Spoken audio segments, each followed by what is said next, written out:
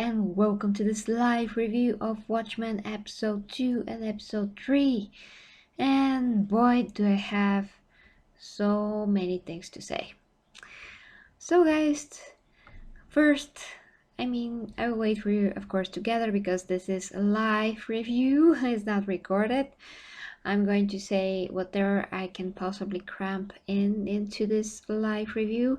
I don't want to take too long, although Watchmen is something that in general requires a lot of thought, a lot of things need to be touched upon, and I have to go through a ton of things that needed and need, yeah, to be considered in general when it comes to Watchmen. Now, in my previous review of the first episode, of course, I don't want to say of course, but I did get tons of comments actually from two camps. One camp that actually, is the HJW camp that I rarely attract, yes, but it did happen. So of course I was misunderstood. Nobody listened half of what I had to say. They totally ignored a lot of things that I said, and of course went on calling me all kinds of things, and racists, of course, was among those things. But anyways, so well, thank you very much, and hi to you. I kind of decided to be in this gold space-like. Well, not space-like, but it's a very special blouse that I decide to wear on certain occasions, and Watchmen kind of calls for it for many reasons. So I'm very happy, guys, that on the weekend I read all the Watchmen comic books. So on my first review, I did my research. I said that. Everybody ignored it, I said that, but I did my research. I previously have seen the movie, Zack Snyder's movie. It was a long time ago. I was very, very young, and I didn't quite get it because I haven't read the comic books by then.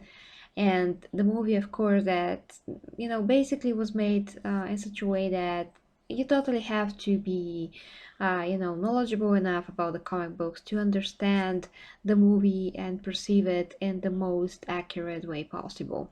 Well, that was not the case with me because by that time, Watchmen, as a movie and how it was done, it was ahead of its time. So I haven't seen superheroes that are done this way, or heroes in that manner, or whatever the case may be. It was brutal, it was violent, it was nothing that I have been used to. Now, the comic books, guys. Uh, oh, yeah. Yeah, I'm actually alien, yes. I admit it.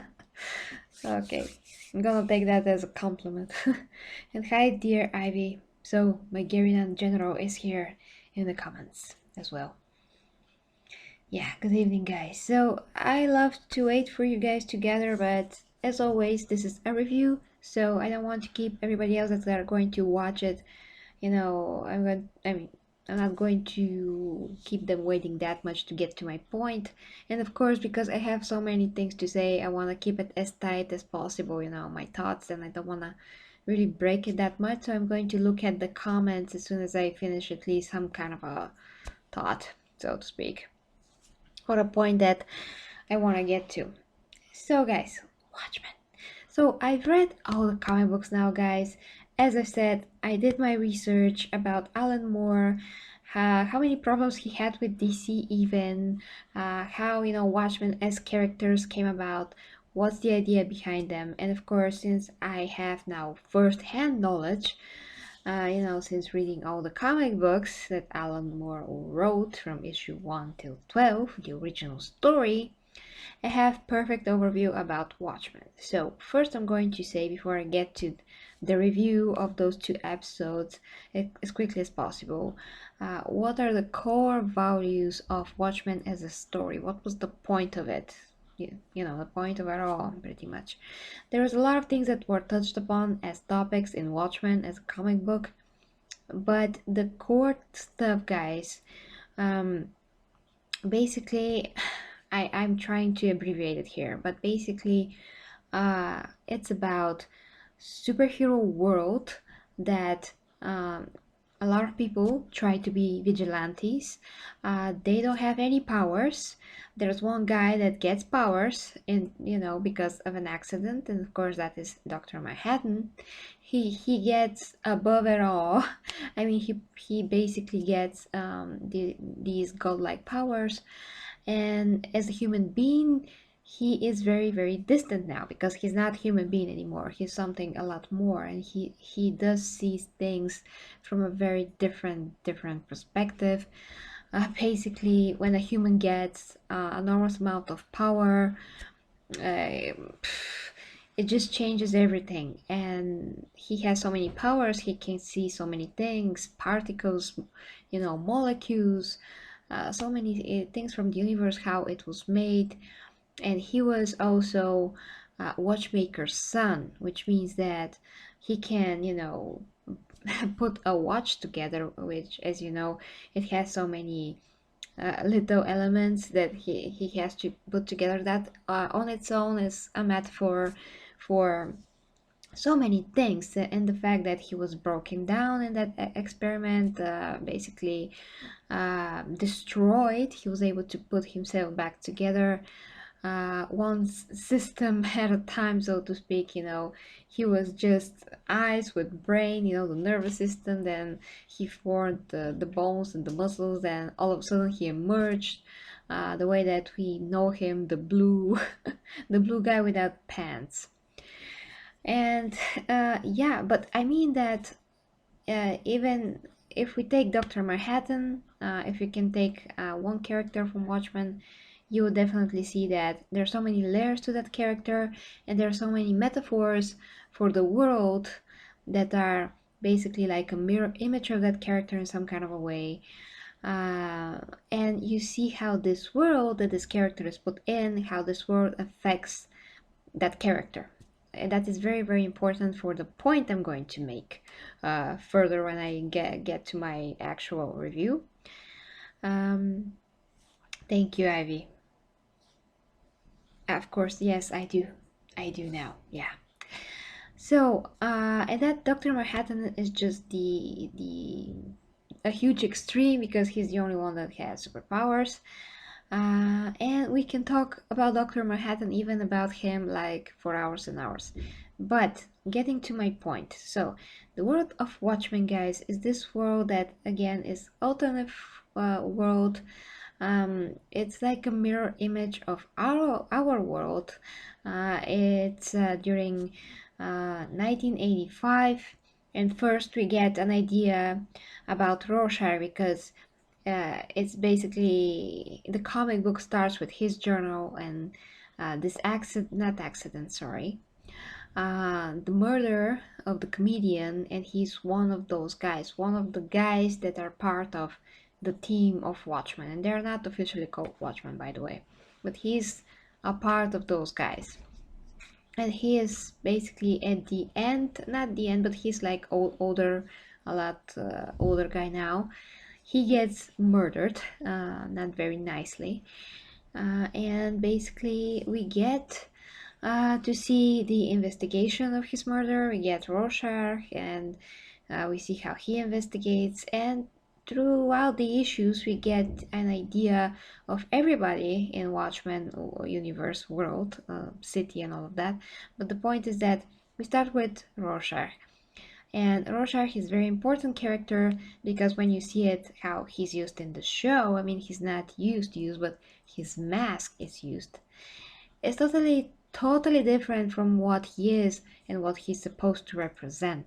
So basically, Rorschach represents a guy that has seen the ugliness of the city, of the world. He's seen, you know, how people are through his own life. His mother basically scarred him for life with her way of living. She's basically was a hooker, that was abusing him. He got really, you can say, distant, living in his own mind. He was bullied, and so growing up, he didn't see nothing good from the world, and so he grew up to be this guy that's very cynical, that doesn't want to make compromises in terms of justice and how he sees justice. And one day something really bad happens, a murder, very brutal murder of a little girl. When he finds out what actually was happening, he commits his first really disgusting, very cruel murder to the person that he thinks that is responsible.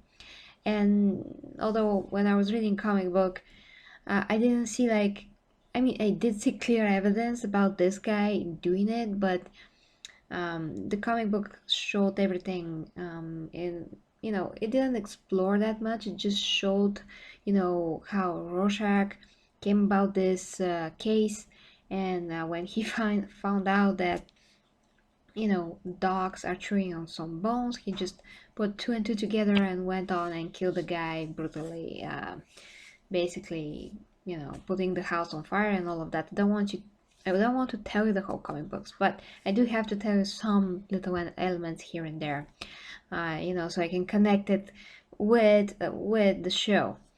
Uh, yes, and hi, dear Kirill, and my colleague is here in the comments right now, guys. If you don't know, he is one of the writers of the site that I'm also part in, Superheroes Bulgaria, and he's an extremely knowledgeable guy. Of course, also read the comic books.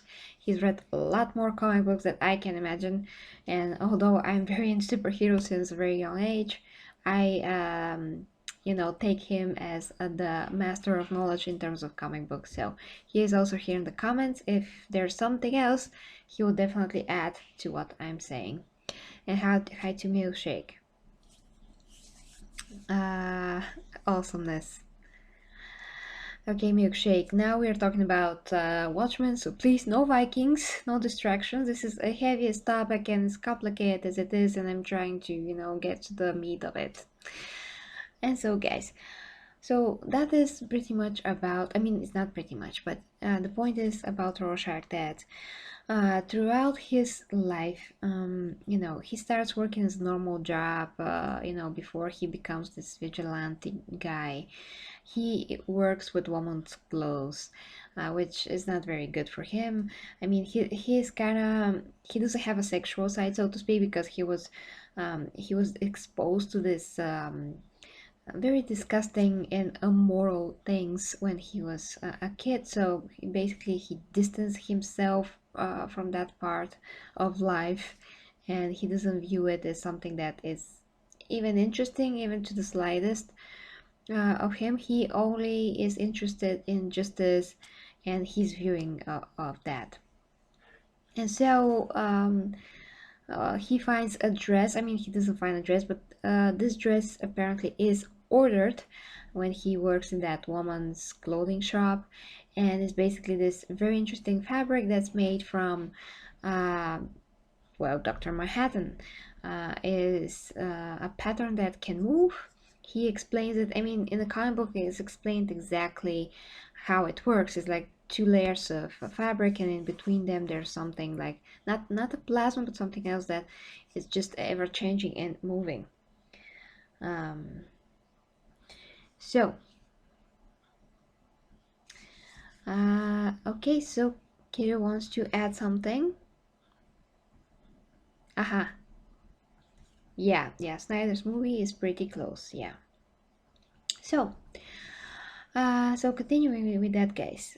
So here is how, I mean, his mask is made originally. He just takes this basically a fabric that is kind of alive. It doesn't explain how exactly it reflects his emotion, because a lot of times this fabric also metaphorically and literally actually represents all those spots that psychologists show you, so you can interpret them in your own way, and in that technique they can uh, you know decide how crazy or not crazy you are. Depends on what you see. And there's a part of the comic book later, the later issues, where Rorschach is in prison and he is shown these patterns, so he can say what he's actually seeing. And he sees this dog with a split head, and very gruesome, and that is one of the dogs that chewed on this little girl's bones. um, so yeah, it's pretty graphic, but this psychologist, he tries to get into Rorschach and to explore his personality, to figure out what is about this guy that makes him tick. That ultimately ends up ruining his relationship with his wife. And this guy, by the way, the psychologist, and his wife, they were black. Those are the two black characters that are most memorable. In the comic books, there's also one guy that reads a pirate comic book during, the whole other comic book. So you're reading a comic book within the comic book, because all the comic books in this world are about pirates, because superheroes are out in the world, so nobody's interested in reading about them. You can see their actions.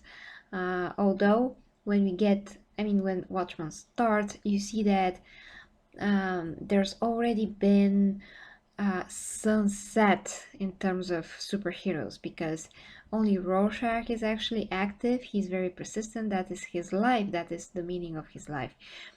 But and the other characters, the other superheroes, retired and they're getting older. The guys that are not that old yet are Night Owl, but he is out of shape and he doesn't know what to do with his life. Basically, he feels kind of a nostalgia of the previous days. He tries to say to himself, but yeah, but that was ridiculous, grown men in costumes. And he doesn't realize how he's suppressing himself all this time.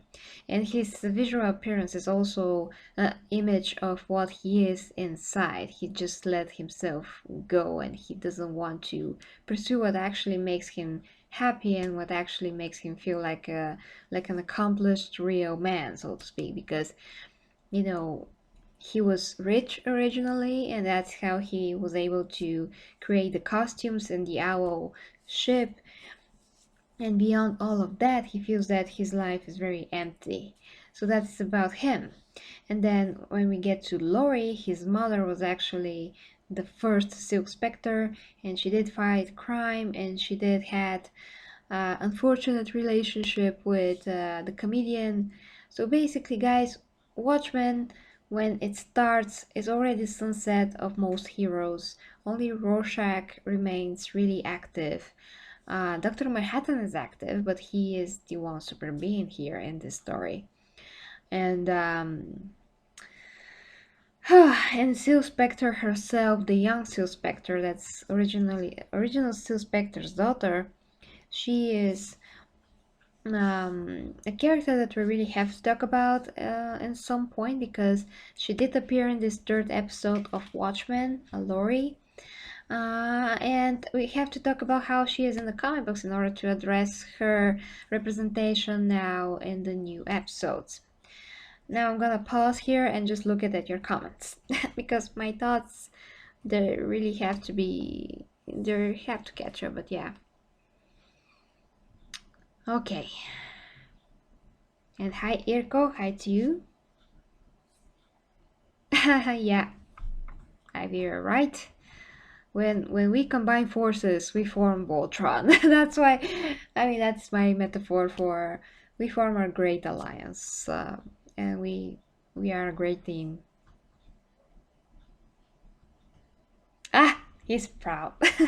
Thank you very much, and I'm also proud that I did it. And as always, and I've said this many times before, Ivy knows that very well. If I'm going to talk about something, if I'm going to give my opinion, I want to know as much as possible, about the material, because I'm not talking out of my butt, out of my fitness butt. No, I want to have a real personal knowledge and perspective on the topic that I'm talking about, and that is applying to everything that I'm covering: games, movies, TV shows, even other things that you know that I know about. So yeah, guys, I really want to know my stuff. In case of Watchmen, although I did do my research when I did my first review, it's really not enough because Watchmen, yeah, I totally agree with myself. For the first review, I was totally right. I totally got everything. I mean, the core meaning of things, and I do agree with myself in terms that I didn't get anything wrong. The show does not have, the core values of Watchmen. It doesn't have anything to do with Watchmen in terms of what Watchmen was truly about. It's totally different. But now I know exactly why, you know, exactly why, and that is what is really important to, to make possible to differentiate between the original idea, what they actually are, what Watchmen actually stands for, and now the show, because those are two very different things. And remember, the show is actually continuing a comic book. It's like actually continuing a show that never existed. It continues something that's a totally different medium. So there's that to consider as well. And okay, let me continue. Yeah, let me continue because and good evening to my dear Nikki. Hi to you. So continuing.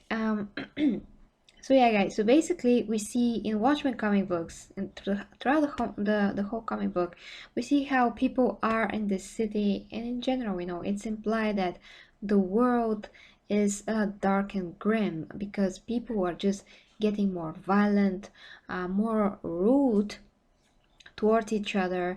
Of course, not everyone, but everybody are really getting cynical towards life. Their attitude towards life is just dreadful. It's negative. It's not positive. There were no race relationships. I mean, race was not emphasized. Race was not pointed out in this comic book at all, like at all. And as far as politics goes, everything's very subtle. You can see in the comic book, really just some signs here and there about what exactly is going on. Then there's it's like the brink of a war basically with Russia, and all of the relationships between America and Russia kind of are getting tense. But all of those things, you have to be very, very, aware and just read everything that you see on different pages.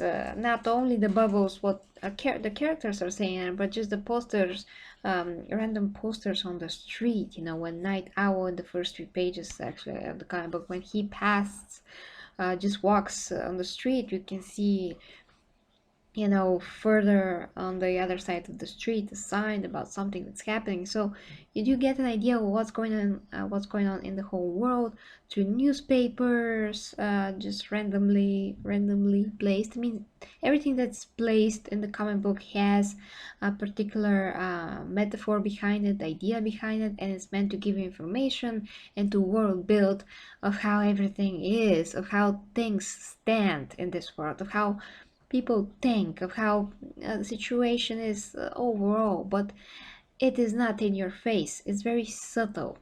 It's very literally organic. So the style of presenting information to the reader is entirely different from what we see in the show. In the show, is everything is very aggressive. It's totally like for shock value. Is in our faces.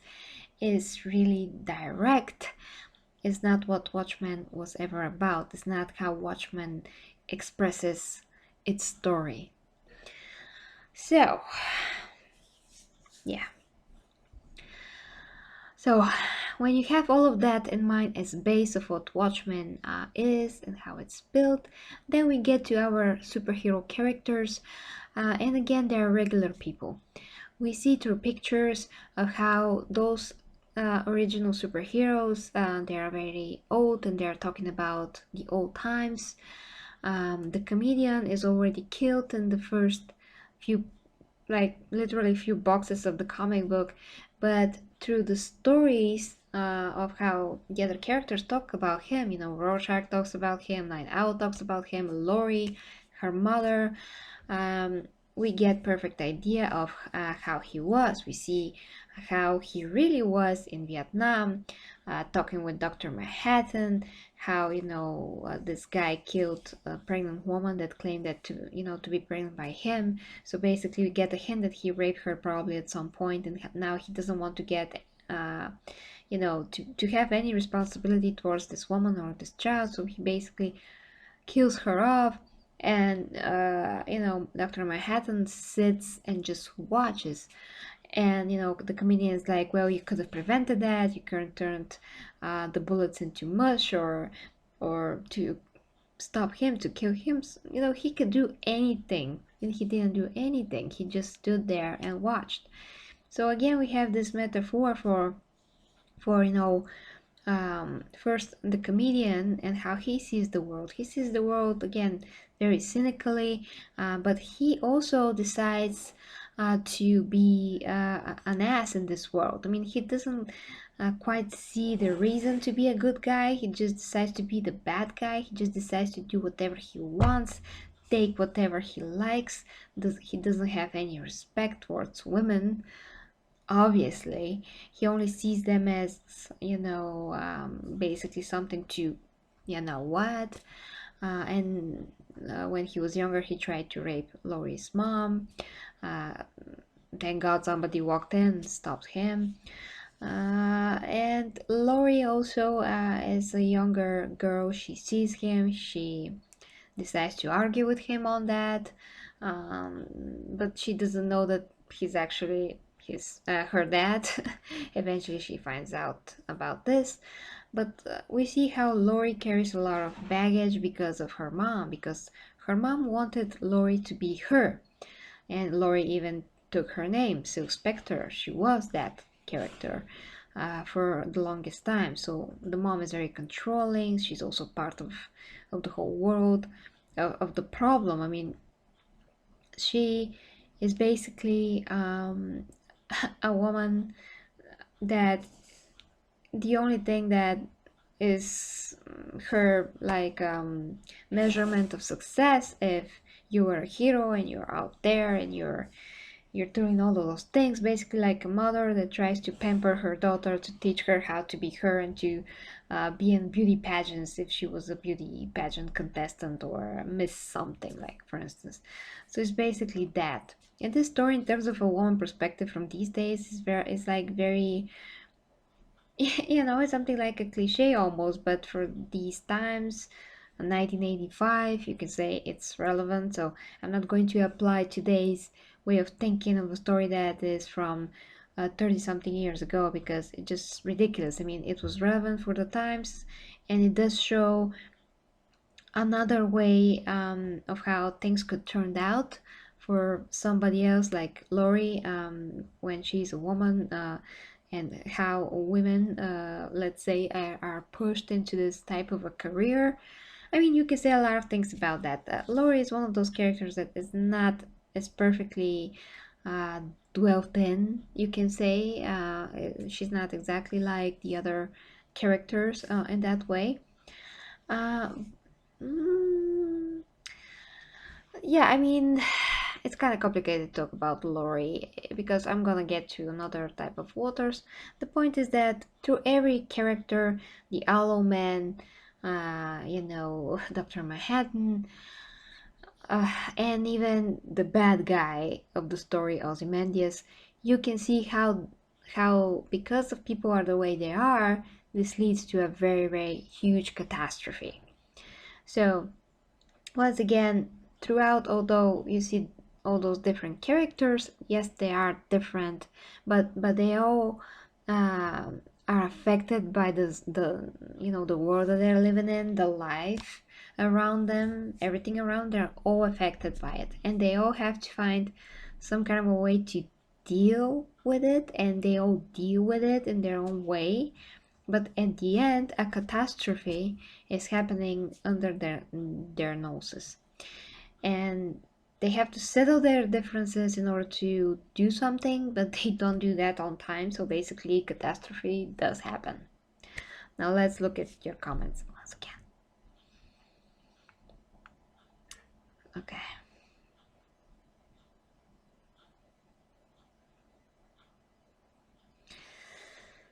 Okay.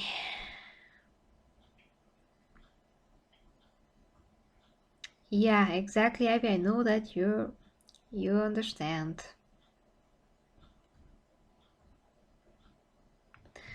Okay, well, no matter how from how long you have watched me, I have said a thousands of times that I'm not gonna say.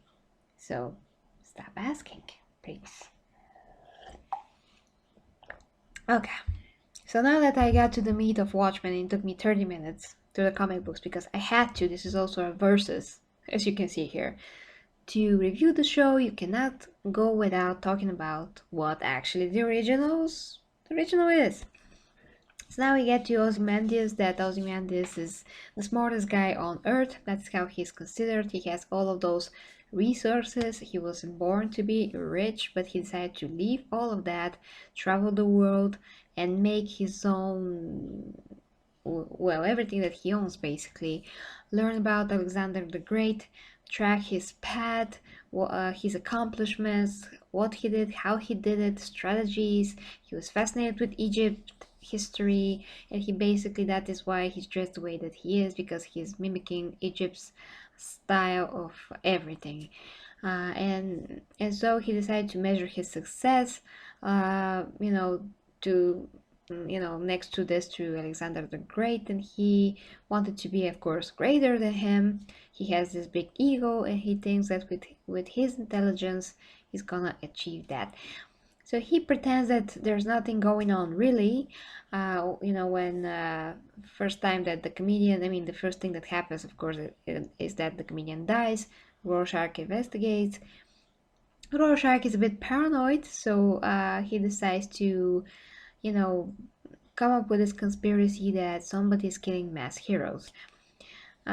He's not that not correct, but at the same time, there's even greater plan, and the plan is to remove Dr. Manhattan from from the city, from Earth, even from the picture, because Ozymandias, of course, didn't want the strongest being that they know in the universe to intervene with his grand evil plan.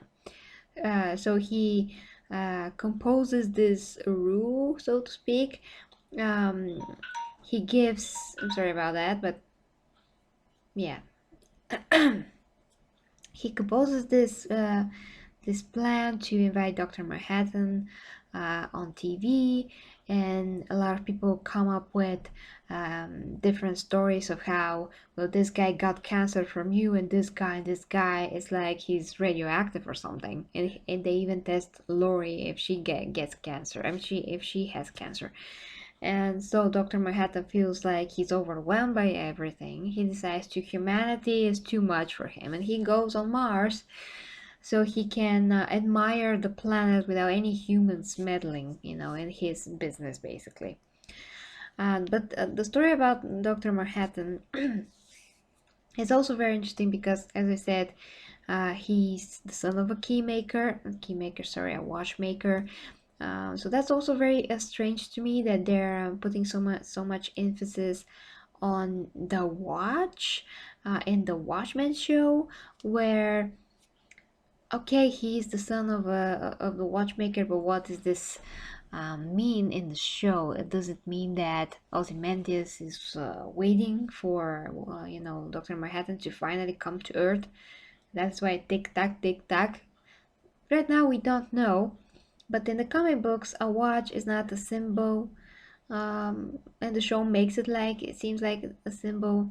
And the smile, the smiley face with the blood on it, that's also a very, very amazing, great metaphor of how the smiley face used to, I mean, it represents basically the other superheroes. I mean, the other superheroes, as if the core idea of Watchmen before they were created, it Alan Moore was he wanted to take already established DC characters to make his own story, but because he already pitched the idea to DC, and they knew that some of those characters might be killed, or their reputation or how they are viewed could be somehow really drastically changed, they said like, no, just create your own character. So he created a different, again, metaphors for other characters of DC.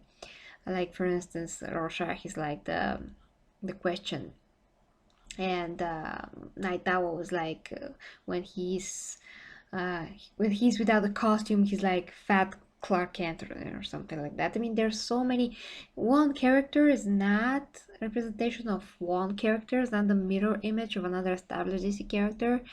They kind of have elements of a lot of other characters, but just one is the main inspiration, let's just say that. So I'm not going to get too deep into, you know, who is who. They're original characters, they, but just for Alan Moore to make his point, he just took some archetypes, from other characters, and he created his own, so he can show us that if there was a world, a real world, where superheroes are superheroes, realistically, they will not have powers. And although only one has powers, he got those powers to very specific circumstances. So he deems that that is possible, but he doesn't quite think that the others to have powers are possible, and it doesn't really fit his narrative because the whole point of Watchmen are not the powers per se. He just needed one being that will have godly type of a look on things, but godly still from a perspective of a human being. I mean, somebody that was a human being before, and how, coming from this perspective of a human being, how now he sees the world when he has all of that power, because they still call him John, not Dr. Manhattan all the time, and he still has some attachments to Earth, and that attachment is Lori. Yeah, that's also very complicated. So first, he's when he, um, you know, he's basically a very bright guy. He when he's 30, the accident, he gets locked in this chamber. The accident happens to him. He gets, like I've said, um, basically completely disintegrated into molecules, particles throughout his, but with his mind somehow is not exactly how it's explained. It's not, perfectly explained how exactly, but he was able to gather himself in a similar way how you make a watch. You take one uh, thing and one other thing and just you put them on top of each other so they can function. If you get one wrong, the whole watch is not gonna function. You're not gonna be able to put it together. So he already had this very very how to say this exactly, very good order type of a mindset. So he was able to put himself together, and he emerged as Dr. Manhattan, obviously. At the beginning, he tried to help humanity. He gave humanity a lot of technology. He advanced humanity. He loved a woman before Lori, but she got old, and he literally got not interested in her anymore. He started to see the future, the past, and the present at the same time. So it was all the same to him. He was able to perceive and relive, so to speak, the future, the past, and the present to every moment he would mention. He's already reliving that. So there's one issue that's dedicated entirely to him, basically entirely to him, and how he sees the world and what actually happened to him. And then we get basically the backstory of him. So we get perfect idea of who he was and how he became Dr. Manhattan and who he is now. And he joined the Watchmen when they were young. He saw Lori, she was very, very young even then, a lot younger than him. He fell in love with her. That was still possible to that point for him. And with time, he just grew very distant because he started to explore his abilities. I mean, of course, that when you're in that state that we don't have any equivalent for that type of a being and state of mind. Of course, that as time goes on, he's gonna start learning, he's gonna start exploring his powers, and the knowledge is gonna be able to be revealed to himself. And having this scientific mind anyways, he of course started to dissect everything, to see the world through everything, and I mean to do the molecules, to break everything apart, to just explore and learn. So everything was fascinating to him, and he tried to be a good boyfriend to Lori, but of course they are on a totally different mindset. He is living in several places at once, so to speak, and he's able to be several places all at once.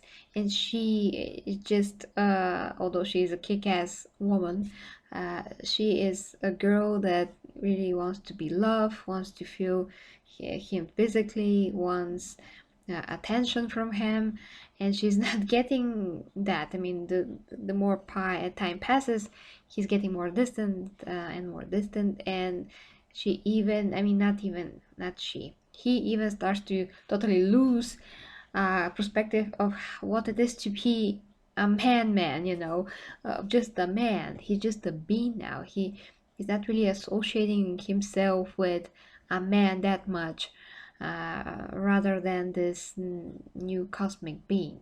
So he starts, basically he leaves for Mars when he gets overwhelmed, and Ozymandias has his perfect, everybody are just placed perfectly on the on the chessboard, and he now can proceed with his plan without anyone knowing.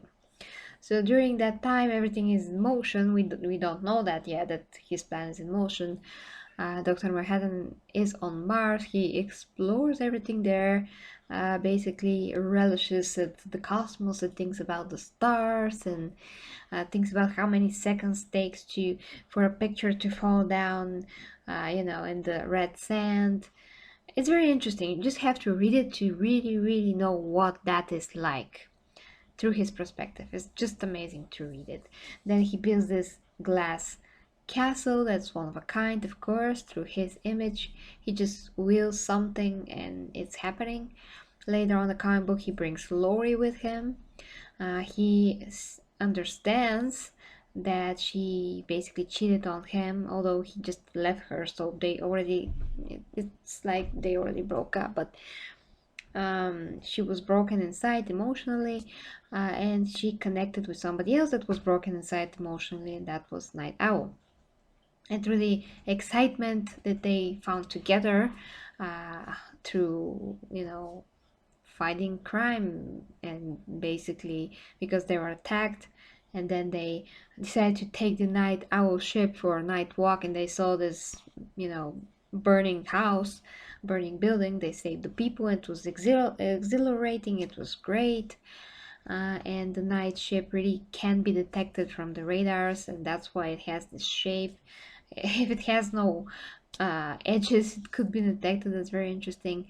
So we see some of that technology, how he sees through his awesome goggles and all of those things. And we just see that, Lori and him really connected, and she understands him. All that she wants is this kind of a gentle, caring man, and that is what he is. The comic does say that, according to Rorschach, he's very soft, but he's just another type of a guy, and this world and this way of life touched him a different way, and he just lost his self-esteem, and that's how he became out of shape and everything else. It was really sad to see, because otherwise he's really this stud of a guy, basically. But he doesn't see the himself that way. And so guys, so those are basically the main characters, and there's very interesting at the end of the comic book series, the last issues, when Dr. Manhattan finds out that Laurie betrayed him. He's like, well, I don't have any connection to Earth anymore, like, why should I care, basically. But then they continue this conversation with Lori, and she gives a lot of interesting points about humanity, about feelings, about how we think, how we live, why we do things, what gives a human life a meaning. And there's a lot of things that you can think about. And throughout all of this, Dr. Manhattan really gets to think about these things as well, and he decides, well, let's go home, screw Mars, basically. So they go home, they go to Earth. By this time, uh, Rorschach was also in prison. He was framed because, that was also the plan of Ozymandias. He wanted to just put him out of the way. But Night Owl and Laurie, since they reunited, and they also start thinking about, well, what's happening here? It kind of seems like there is a pattern, and that Rorschach is not that crazy. Maybe something is happening here that we can't really see. So they break him out of prison, and he's already doing pretty well for himself, because he's able to protect himself from guys that want to kill him. And you also see that in the movie, as far as I can recall. So they break him out. They get back together. In the meantime, unfortunately, on Halloween, one of the previous Night Owl, the original, gets brutally murdered. After that, uh, we get to the end of the comic book. Basically, we see again some past of Laurie. She discovers that the comedian is her actual dad. She speaks with her mother from the beginning even, so her mother also give her perspective. But I already covered that. I mean, the point is that how Laurie was impacted by her mother's ambition. That is also a product of this world. Everybody are a product of this world. Everybody are a product of um, the environment that they live in, but they also create it. So they have to take some kind of a responsibility for it. But everybody wants to just point a finger at each other, and nobody actually takes the responsibility of it. All the masked heroes that are trying to make a difference, they're seen with not that much of a good eye, because although they are proud of what they did, I mean, at least the original Night Owl, they remember those times with, like, old movie stars remember how they were young and played in for movies, and which movies made them big. It was that kind of a nostalgia thing. Uh, it's like, the only people that are want to take action are kind of brought down. So that is sad. That's overall sad. So basically, Rorschach was able to get the guy that the comedian visited before he died, and he told him so many things. Rorschach, it was about an island of people. So basically, from that story, they were able to connect that there was some kind of island, and something was done there. That was connected. I mean, that's how they connected it to Ozymandias. And Ozymandias basically lived in this. I mean, he lived in the city, but he also had this private island in Antarctica, and they went with the yellow ship to look for him. Uh, Long story short, they found him. Ozymandias was already like, who cares? They're coming, but who cares? I know everything. I can do every day. I'm in my own house. I can do whatever I like. Then there's some guy there in his glass fortress on the Antarctic, and Ozymandias explaining his story. So then we find out about his story, how he views himself and the world to a certain extent. And okay, they get to, Rorschach gets there with, Night Owl. They, uh, Laurie also gets there with Dr. Manhattan later. And basically, Ozymandias talks about his evil plan and how he just killed 3 million people, and they're like, that's impossible, that's stupid, I'll Night Owl is like, nah, that's not happening. That's not happening. You're kidding, you're not talking seriously, because he's really like, what? That's impossible. Because, Ozymandias explains how with his scientists, he was able to take the psychic's brain to get it into the squid, to engineer this creature, to create it somehow, and then to Doctor Manhattan's teleport, you know, abilities, he was somehow able to recreate that. But every time that you teleport something, it explodes, because you can't just move something that's alive completely and its entirety and molecular structure and everything that thing is, and just put it in another space and time, because something's gonna happen like this. So the idea was to put the squid into New York.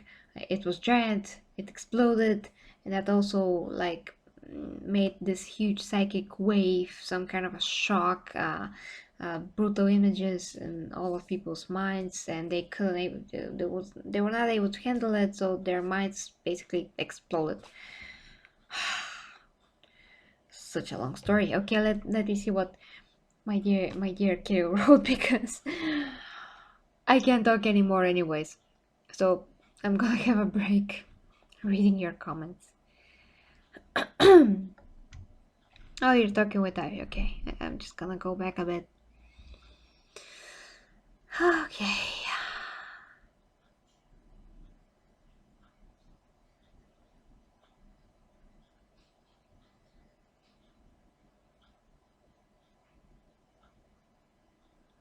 Mm-hmm. Yeah.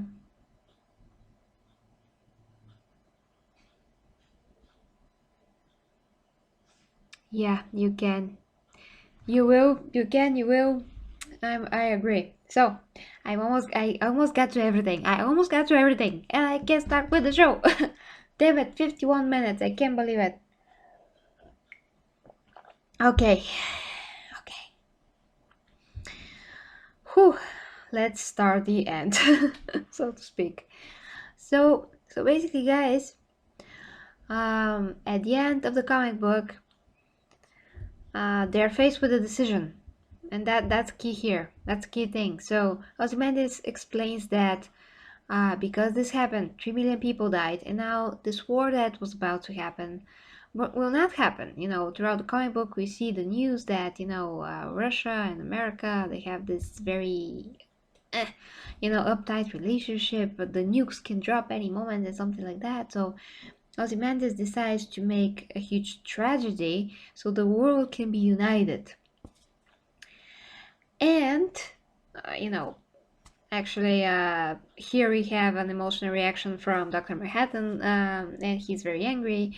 I can't believe that. I mean, when I was reading that, I was like, oh, whoa, that's great. And then he basically goes through a tunnel, and it's a device that is, I think, similar to what made Dr. Manhattan in the first place. So I mean, it was functioning similar way, because poof, it made the same thing. It made him into particles, and Ozymandias was like, wow, I can't believe that worked. And after that, he put himself one time, and he will put himself another time. So Dr. Manhattan put himself together again, and he was very angry. But I just thought, in that moment that Dr. Manhattan will blow him up or something. But Ozymandias is like, click, with his remote control. He had a lot of screens behind him, and he's like, well, say this. And it was basically the news everywhere, how, Russia and America, something like that, basically it was made clear by everything on the screen that if they say something, all those people would have died for nothing, because uh, now the world is actually tries. I mean, now the world is getting together. Now the world is joining forces. Now the world is stopping with the wars, because this huge strategy happened because of that. Because of this, and uh, Dr. Manhattan in that moment decides not to destroy Ozymandias because, yeah, it's making no sense to him, So they all decide to keep the secret, even Aloe Man, who is like, "Oh, what? We're not gonna say anything?" Well, yeah, if you say something and some evil guy did it, you'll not know. You will totally. I mean, all of those people will have died for nothing because now people will think that there's a third threat in the space in space, that can come in any second, that cannot predict it. So now they work towards getting stronger, those two big nations, the biggest nations in the world, to get stronger so they can protect the whole world from something like this that is so devastating. And and really humanity is more important than something that's another type of a threat. So of course that logically humanity is going to come together. That is the point of Ozymandias. That is what he wanted to do. He achieved that. Now the world is at peace. So if they say that some guy did it, I mean, obviously it's Ozymandias, but no matter, they're just gonna be like, "Oh, evil guy, let's tear him apart," and all of that, and it's gonna defeat the whole purpose. Russia and America is gonna fight again. It's not gonna be any point to all of those people's deaths. So they had to make the decision to keep it all a secret. But Rorschach, being Rorschach, he was like, "No, no compromise, even in the face of Armageddon. I'm not gonna compromise." So he was going to blow the whistle and say to the world, "This guy did it, and this guy's responsible for all of those people's deaths." And yeah, in doing so, he's going to be honest, but his truth will not gonna help the other truth, that is that the humanity was actually on the brink of a war, third World War III, basically. So this time, Dr. Manhattan took direct action and he blew uh, Rorschach, he blew him up. It was a bloody snow mess, basically, at the end. And that is how it ended.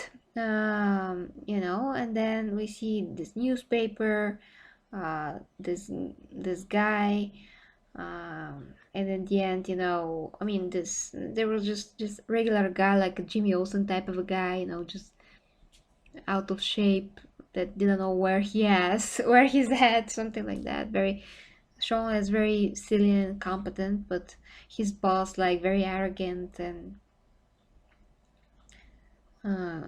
his boss was like, "Well, do whatever. I leave it entirely into your hands." And that was about what they're going to be writing about. Now that there's, this tragedy happened and there's nothing else to happen. There's nothing else bigger than this. They're still cleaning the streets, painting again the walls. Everything was in blood. So, this writer was like, I leave it entirely in your hands. Yep. Well, what to do? Kiddo, if you want to add something, you can. Hey, Caleb. Hey, oh. Hates you. It's not easy to talk for that long. No, stop. But the point of Watchmen, guys, that was the point of Watchmen. And Dr. Manhattan,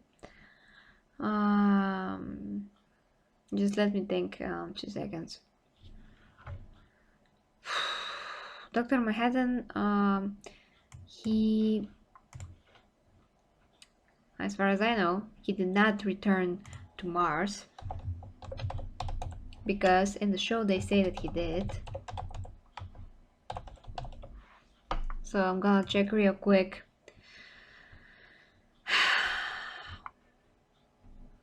Because I wanna be very, very,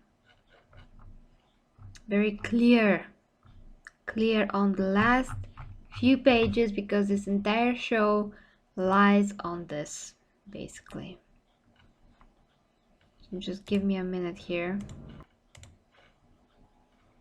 Less of a minute, I'm almost there. Just gonna check the last few pages, nothing more. Okay, so yeah, the last few pages we also see that Lori, that's also a very valid point. also that Lori and Night Owl got together. They changed their identities. Night Owl already had a plan for that if something ever happened, in general for that. If something ever happened, if they have to change their identity, so they did. They showed that to her mom, the first Steel Spectre. She was very happy about that. She was very sad, but yeah, happy about that. I mean, sad in general, but yeah. So Ozymandias and Dr. Manhattan have this conversation with each other as well. Dr. Manhattan's like that he's living a galaxy. Maybe he's gonna create humans of his own. He thinks that he want to create a life of his own. Yeah. So Adrian, I mean Ozymandias, he really wanted to continue this conversation, but no. Ozymandias is like, did I do the right thing? All worked. It all worked out in the end. I did the right thing, didn't I? It all worked out at the end. Yeah, exactly what he says. In the end, it's like Dr. Manhattan. Nothing ends, Adrian. Nothing ever ends. So they also use that in the show. I saw it somewhere, or I heard it somewhere, but it's used in totally different, context. And here's much deeper, much smarter. You can think on that. You can even meditate on those words if you like. They're so deep. And even Ozymandias, he's the smartest man, but he's still like, John, what do you mean by?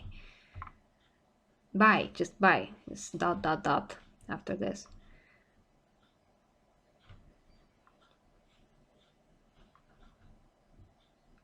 And Ozymandias watches how his model of the planet is spinning. That also is interesting metaphor. So again, then we get the pages where Lori talks with her mom. She says what she thinks. She reconciles with her mom because they're also had baggage between each other, because again, Lori's life is a mirror image of what the life of her mother was in terms of her career and how she's supposed to act and everything else. Basically, even her looks are similar, almost the same as her mom. And hi, Griffin. Ice cream. Well, Caleb, you have to check the kind, but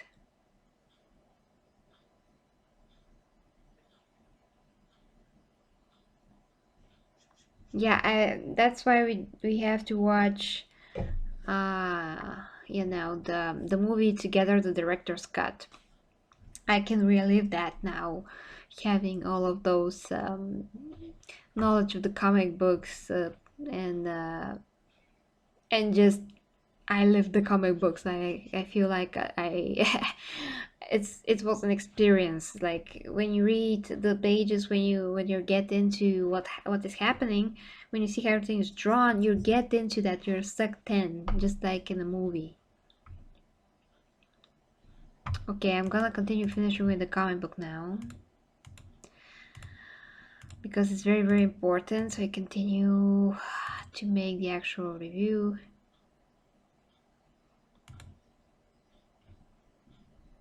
Okay, so final pages, guys. Final things. It's very important, really very important to how the comic book is.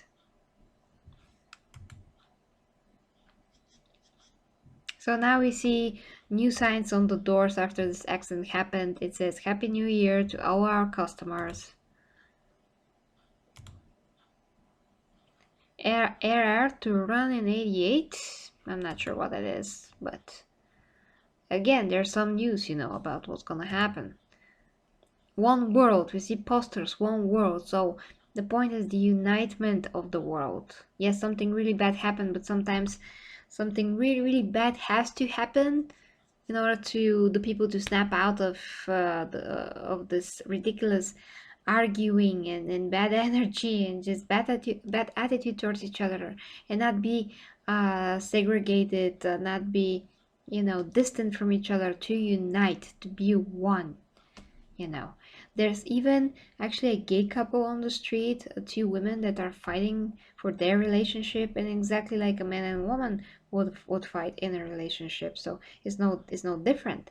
So even then, in 85, Alan Moore was able to capture a relationship as it is, no matter if it's between a man and a woman, or a man and a man, or a woman and a woman. I mean, in this case it's a woman and a woman, but he made a very good point of how people, even those people, I mean, and by those people again, I mean people that have same-sex, relationships, they have the same attitude towards each other. It doesn't matter if they're gay or not.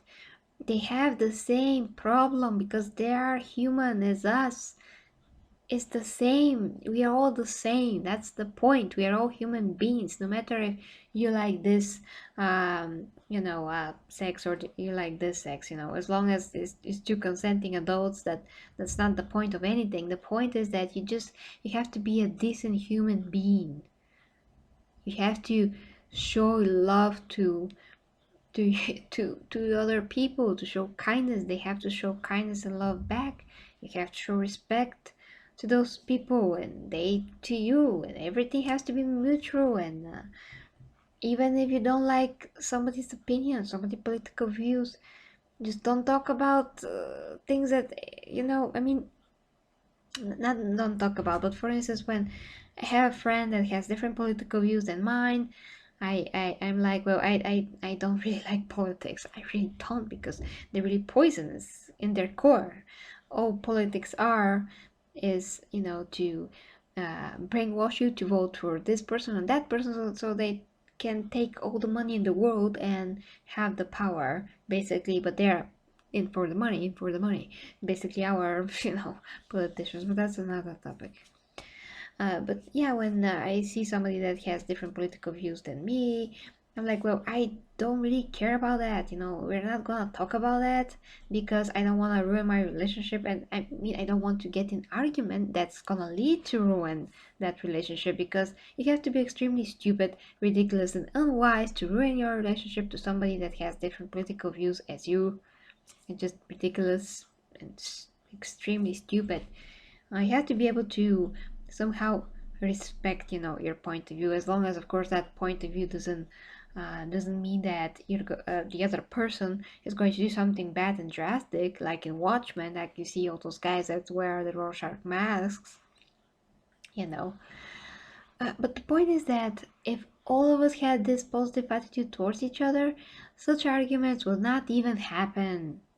Because we already will have those mindset, those wiser mindset, that we have to go with respect, that we have to strive towards better values, better morals, because this is going to make the progression in every aspect of life better. It's gonna make even technical progression better, because relationships are gonna be more productive, because they're gonna be more positive, not gonna have negativity, arguments, and all of that. Every argument, you just present your point, hear the other person out, they can hear you too. You can come to some kind of a conclusion or compromise to the mutual benefit. Always think about the mutual benefit of both sides, not just yours.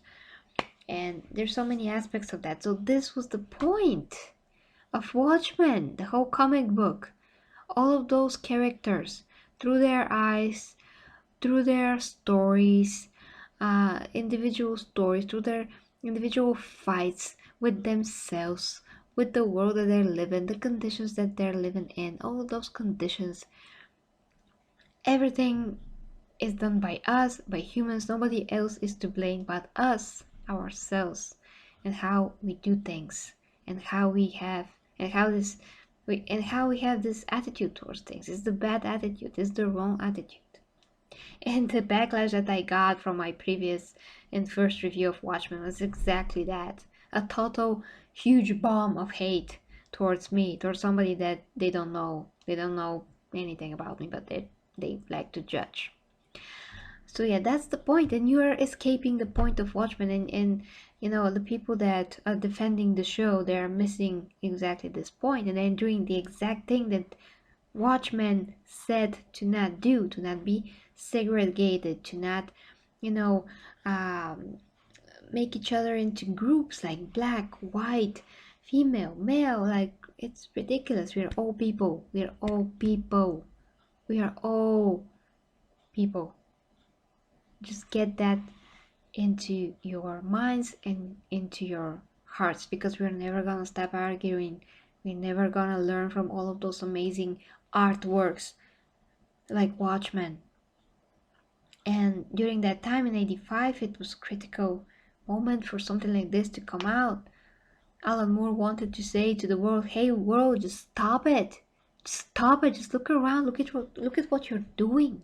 Look at what you're doing to yourselves, to your kids, to how you are, bringing them up as these people that are already damaged, like Rorschach was.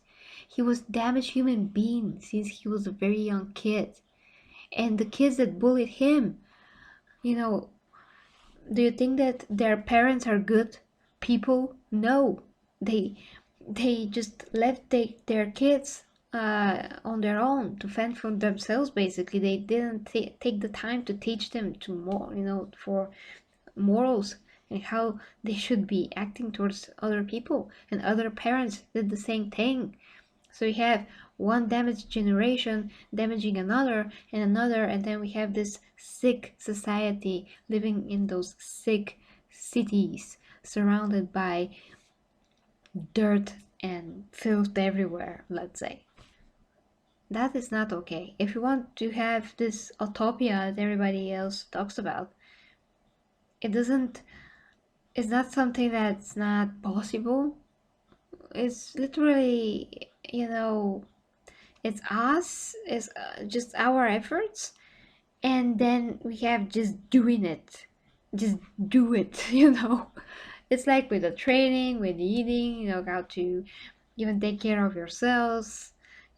Everything is connected. So you have to have attitude that's a lot more productive, motivated, and even if you don't feel the motivation, this has to come from you. Everybody are their own universe.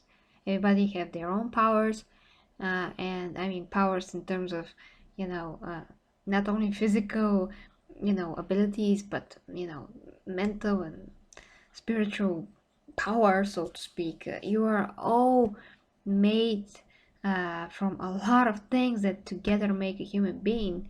So learn yourself, and and perfect yourself. Be the best version of yourself that you can be, so you can be to the benefit of others. If they have the same mindset, they're gonna be the benefit of others as well, of you too. You can learn from each other. That way you can productively build something new. That's the point. That's the point. Okay, so I'm finishing with the comic book now, and I'm getting to your comments. This is the time. They are the feelings. Someone else like a poster, but it's two people looking very like, poetically together. Some new signs. Pioneer Publishing. This guy is still being an asshole though.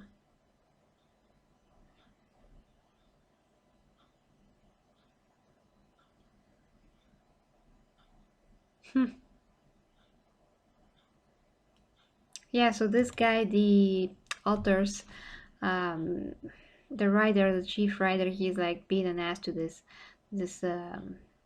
he's like an intern basically. uh, the intern says, well, I was gonna eat, and the other guy's like, oh no, you have 2 pages to finish before you eat.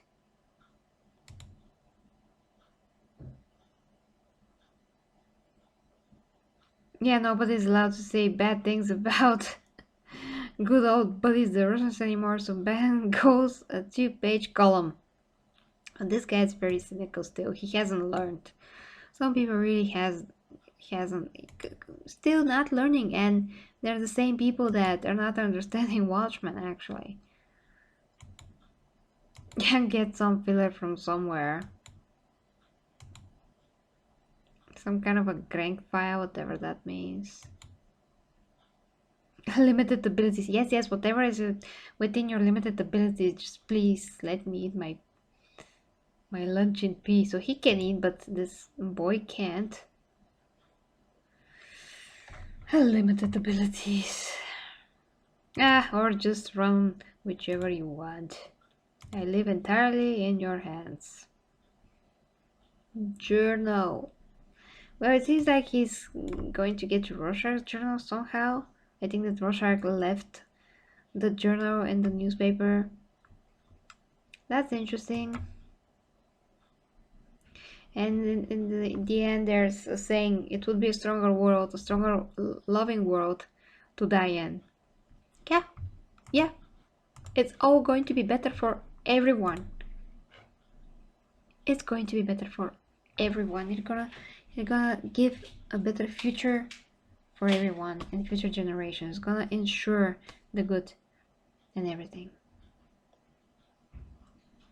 The show does the opposite, yes. So now I'm getting to your comments, guys. It's because I ran for too long and I have to go, and I haven't even got to here. I'm gonna get to here real quick and say what are the 2 new episodes. Okay. Yeah, exactly. Watchmen is also an example of the fact that comic books have a lot of meaning in them, not just pictures.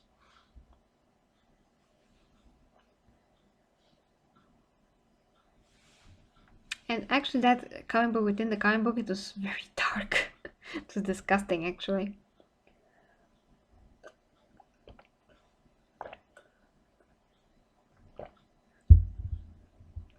Well, it's amazing how Kiro said it. Watchmen is a comic book from 1985, created by Alan Moore and Dave Gibbons. It was adapted into a movie in 2009, and now there is an awful HBO show that gets the whole idea wrong. Right. That's correct. Hmm. Oh, that's interesting. So yeah, in the movie they skipped that part, but it's done in the short movie with that part. That's interesting.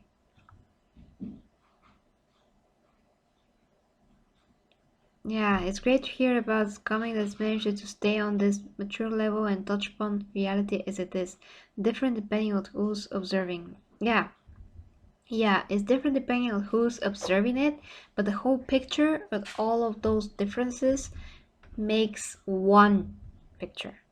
It makes one whole picture. Everybody are pieces of a puzzle, and when you put everything together, you see the same one picture.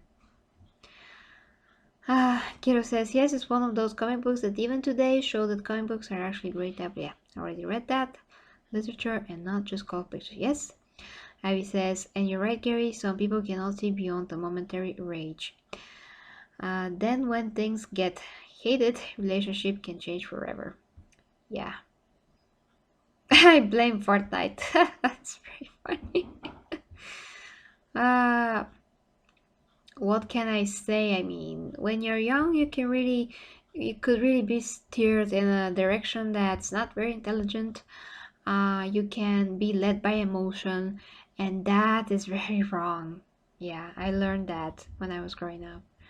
You should never be led by emotion, because when you're emotional about something, you can't really judge it objectively. You're just watching it. I mean, the same thing that with Watchmen, they're watching, they see this African American actress in the main role, and they're like, yeah, Black America, all of a sudden. Okay, okay, but that's not Watchmen. The point was, on my first review, that is not Watchmen. You can make that show if you like, with all of those white supremacy, HAW agenda crap, but just do it in your own damn property. Although you know full well, and I'm talking to HBO here, that if you want to push that on its own, it will never float. because there's no name behind it, and you do have to push that somehow. And the easiest thing is just to take established brand as Watchmen, a beloved one at that, that made history, comic book history, graphic novel history, literally, and to destroy it like this, pushing your own ideas from 2019 that has none of the core values of the original, none of the idea, and they're actually the opposite. Finish reading your comments here.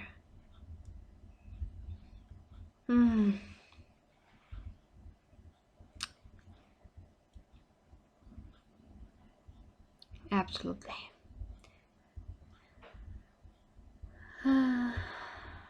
Yeah, the comic book within the comic book also has an idea. It represents the world around the characters in the comic book. Just made the show, but don't call it Watchmen. Yeah, exactly. You can still love the show, watch it, find something that is from your perspective good or great even, but don't make it Watchmen, because it's not Watchmen. And I just said why for the past 1 and 20 minutes hours. Yeah, but sadly people removed my emotions based on years of gender bias, and they will not take this truth to heart. Yeah, that's the point. But it was ridiculous when I first was exposed to all of those HAW stuff, all those social justice, identity politics agendas. Because when I was growing up, such things to throw a temper tantrum about something that, let's say that you love, but you could not be more wrong about because you haven't actually researched it. I learned to deal with that, to overcome it, and to actually think before I talk, before all of those mindsets, got into me. I'll give you a very, very good example of my own life real quick. A mistake that I have done, So when I was growing up, I studied karate for a brief period of time. I was very into it. I mean, a lot of people that study martial arts, they're very like, they're clinging to that. They're like, oh, my martial art is the best. It's the same thing like with everything else. But you don't have actually the arguments to make that this martial arts is the best. But by that time, when you're teaching it, when you're learning it, you're like, oh yeah, it's the best because, my sensei represents it. I mean, he teaches you that way to think. But then came MMA. And my brother was very fascinated about MMA. And he was like, wow, mixed martial arts. Those guys are really fighting, It's not like, ooh, ha, hoo, How can you apply karate to this and that? And I'm like, no, karate, it has the answer for everything. It has, when somebody hits you from this side, you can block it like this. And somebody hits you from other side, you can block it like this. And my brother is like, how, Gary, when you're in a fight on the street, how you're going to react adequately to any attack when you have to first take your stance, then you have to make the movements. And even if you don't have take your stance, you have to first get it into some kind of a stance, in order to react, to respond to the hit. And when you sit like this in your confrontation, somebody decides to hit you like this, you're sitting straight towards him, shoulder against shoulder. How can you make the movements that you're taught? I mean, yeah, there's other, movements from other direction, other positions, but really, how can you do it practically? And I was like, no, karate is the best. Karate is the best. Yeah, anyways. So I was not familiar actually with mixed martial arts. Of course, mixed martial arts makes a lot more sense to be better than just karate because it's mixed martial arts. It literally teaches you a lot of martial arts, so you can be adequate in a real life situation. You can apply all those that you learn, all those movements, techniques, whatever have you, into particular situations adequately if you're good, to defend yourself. But back then I didn't see it, and I was so passionate about karate. I so love karate because my brain was totally brainwashed. That was not right. But after learning more, because my logic, was overcoming me with time, I can never be too angry about something when I'm not right, because I says that I'm not right, but that's just me. So I'm just trying to, research. So yeah, I mean, my critical thinking really started to get up a level. Yeah. So, but that's why I was so shocked when I got into the whole with the internet and how everybody were angry about so many things and against each other, because I didn't get it. I already overcame that behavior and that way of thinking when I was a kid. How come these people are much older than me and they did not? I didn't get it. I still don't. I mean, I get the culture, how these things form when you lack the knowledge and you're just like persuaded not to research on your own. You're like a machine. You're just like a robot. You get so automated. You're like, I'm gonna listen to what everybody else said and just form my opinion by what they're saying. So I'm not just I feel like this, so it's easier to feel like this. I'm just gonna feel. I'm not thinking. I'm feel feelings, feelings.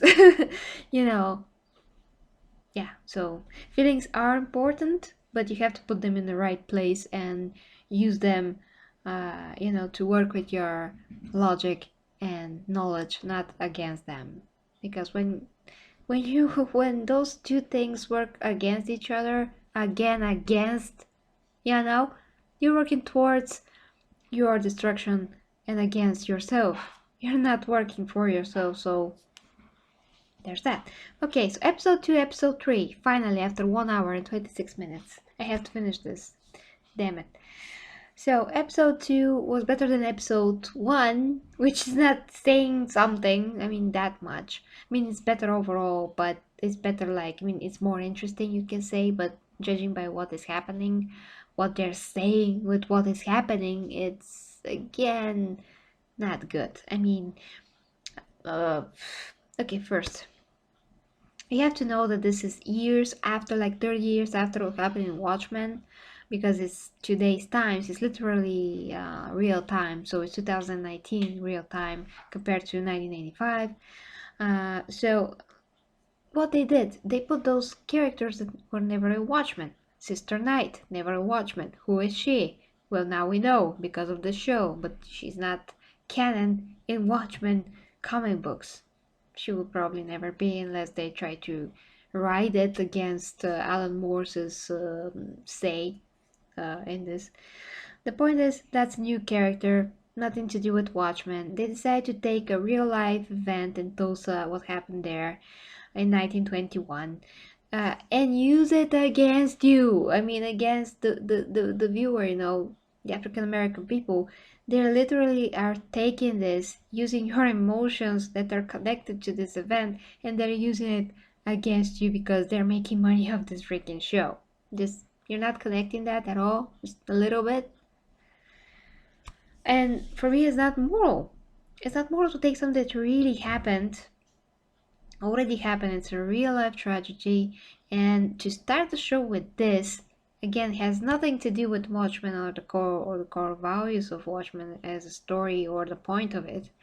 And then you're starting with this, and you're starting to spin around everything about that. Well, the beginning. And you're starting, I mean, now in the third episode it's a bit different because you see that those are what happened there, it's really the situation in that city is escalated. It doesn't seem like the situation in the whole world or America per se is escalated in terms of black versus white or anything like that. I mean, in Tulsa, the whole world is like black versus white just because how people are there. Just makes me think like, why if you live there, why just don't quit? Why can't you just go live in another city where it's safer when people are not actually racist? you know and the second thing, I mean, there's so many things, but the other thing that a lot of other people pointed out is that those white supremacist group, the cavalry, I think, they wear Rorschach's mask, which is very disrespectful to Rorschach. He was never a racist. He was never a guy that discriminated other people in any kind of a way. He was just a broken guy on his own that was very violent, but he was very violent towards bad people. Yeah, he was breaking some guy fingers in a bar just to get information from him, but that's because he was convinced that this guy was not innocent. In any case, he was some kind of a bad dude. I mean, the point is, he was never the guy that's gonna be racist or anything like that of this nature. He was just a very brutal guy. He wanted to see justice done, even if it means that he's gonna deliver that justice himself and he's going to leave a bloody mess behind him, and he is going to step into those bloody trails. I mean, he's gonna make bloody trails with his shoes if he must, but he was very justice driven. Again, it's justice through his perspective, but that was never even remotely connected to some kind of a discrimination. Any like racial, sexual, anything. He was just disgusted by sexuality just because he was scarred, through his childhood. But that's it. That's it. That's really it. So to all those people to put Rorschach masks, like what? And in that third episode, there was actually, they were actually get to Lori in these days when she's a lot older, of course. She's detective now. She is disgusted basically by, I mean, she's literally working against people that are in masks. So if you're a vigilante hero, you're against the law, and she literally shoots a guy that's with the costume that's very similar to Batman and Owl costume, by the way. She shoots him in the back, not knowing if the bullets are gonna be stopped by his costume armor. She just didn't care. So she's very cynical. His character presented in a terrible way. Now after 30 years, she still is calling Dr. Manhattan on some kind of a device that probably he created.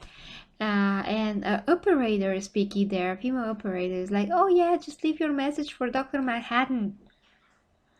Just, what? Dr. Manhattan has a secretary now? What? That is so out of character. Why would he have a secretary?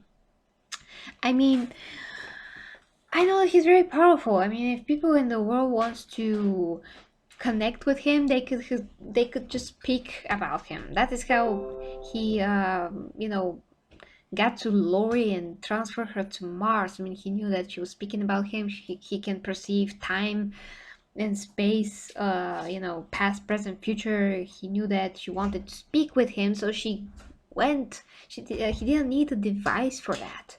And now every day, it seems like every day, she's speaking to him on the phone on that device. And the operator is like, well, your message is going to get there in 40 seconds. Okay. And she's speaking I mean, she's like narrating what happened before 30 years ago. She's like, I'm gonna tell you a joke. Well, this hero, he was blue. And I mean, she's basically talking about their history. And she's doing this with being very cynical, like it was a joke. She's telling that it's a joke, but there's nothing funny about it. Maybe that was her point. Like, there's nothing funny about that. That was our lives. She just threw that away. Maybe that's her point, that he threw that away. Guys, she already overcame that freaking drama with her and him. She already overcame the fact that he is so far gone in terms of regular human mind, that he no longer can truly relate to her as a woman, truly relate to humanity. I mean, some kind of a way, yeah. Because he did kill Rorschach. He did see the plan of Ozymandias and how that made sense for humanity. He did do what was best for humanity at the end. But at the end of the comic book, as I just read you the comic book, he didn't go to Mars. He said, well, maybe I'm gonna create a world of my own. I'm gonna get out of this universe. Out of this universe is not Mars, guys. It's out of the universe. Out of the Milky Way. You know, it's far, far, far, a lot more far than Mars. Yeah, so I don't know what the show is saying. The show is like, what, not three, but like two issues behind. They're not actually counting what exactly happened at the end of the freaking comic book. So they're not even following what they're saying that they're following. And they're not in character. I mean, this show has so many new characters, like the guy with the glass masks that's totally made up. Like here, you know, Night, Sister Night is totally made up. You know, the only characters that you can hold on to are Lori. In the third episode, she's totally ruined now because she's like old. She's horny. She has this. She's still clinging to the image and the sheer memory of Dr. Manhattan that never even could even satisfy her in bed because again he was so far gone as a man. He didn't know what to do anymore. He basically doesn't have any physical needs, probably. He can turn that off, even if he did have. Like, what hormones? He can control every particle in his body. Like, it doesn't make sense to be horny if he doesn't want to be, you know? So she has this blue dildo that she keeps in a briefcase. Kill me now. Okay, Gary. At the moment, everything that I know about Watchmen, the comic books, and all the extremely amazing meaning behind it, guys, just hit me even more. Because, no, when I think about how the show is totally missing the point, totally ruining all the characters, now the characters that we really have, it's just so meaningless. It's ridiculous. It's bad. It's bad. I'm I'm getting upset on the live stream. God. Okay. You see, guys, it's like it's really spitting on it because the show is showing shocking things, but that is filth. That is exactly what Rorschach actually hated. Another ridiculous when you think about it's even making it worse now because it's another thing that Rorschach actually hated. Yeah, the principles here are just squashed, they're tarnished, they're destroyed in such a ways. You can take so many things now from these three episodes that are gonna show you how the show is totally disrespected. Extremely. So much. Even by now that we see Lori, you know, she's not Lori. She's this old hag that is very badass detective. But she's not the woman that she was before. We know from the comic books she left with Night Owl. They changed their identities, they changed their lives. They talked about how they're gonna fight crime together and they're gonna be these new people now.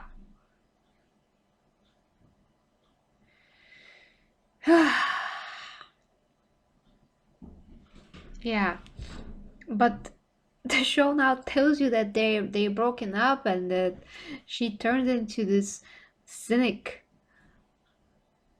a woman that is used to be all for mask heroes now almost kills them.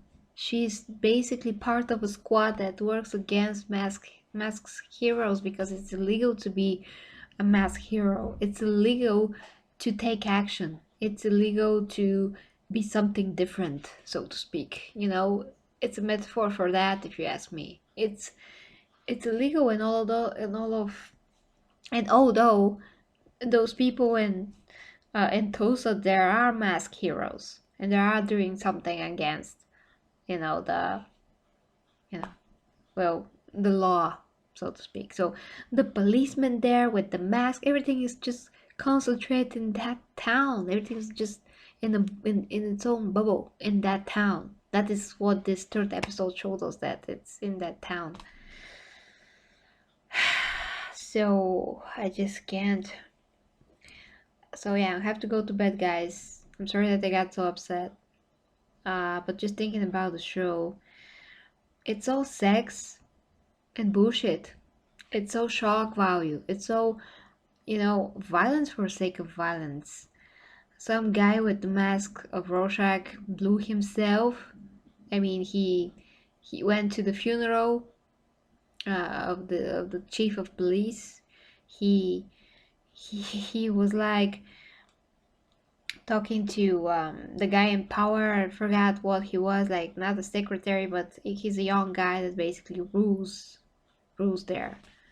So he's like, you are against your own race. You went against. So if somebody kills me, you know, the detonator device is connected to my heart. So if I die, my heart will stop. Yeah, and the bomb's gonna explode. So Laurie's like, oh, I'm just gonna kill the guy. So she just shoots him in the head. But the bomb is really activated, so now he's gonna explode. So Sister Night pushes his body into the grave, and then she pushes the coffin on top of him, and they explode. Everybody are safe, but now we have one exploded corpse. Thankfully, they do not show that, and the corpse of the other guy probably, yeah. But again, I mean, the point is that's also for shock. You start thinking to have all of those bad thoughts about wow, those corpses exploded, and then they talk about how, you know, his body's now exploded, so they cannot exhume him again. There's so many little things. So again, guys, it's ridiculous that Lori slept with a young guy that could be her son, just because she didn't want to use her dildo. She was like, I took this federal agent with me as well. I'm gonna go at his room. He's kind of a fan.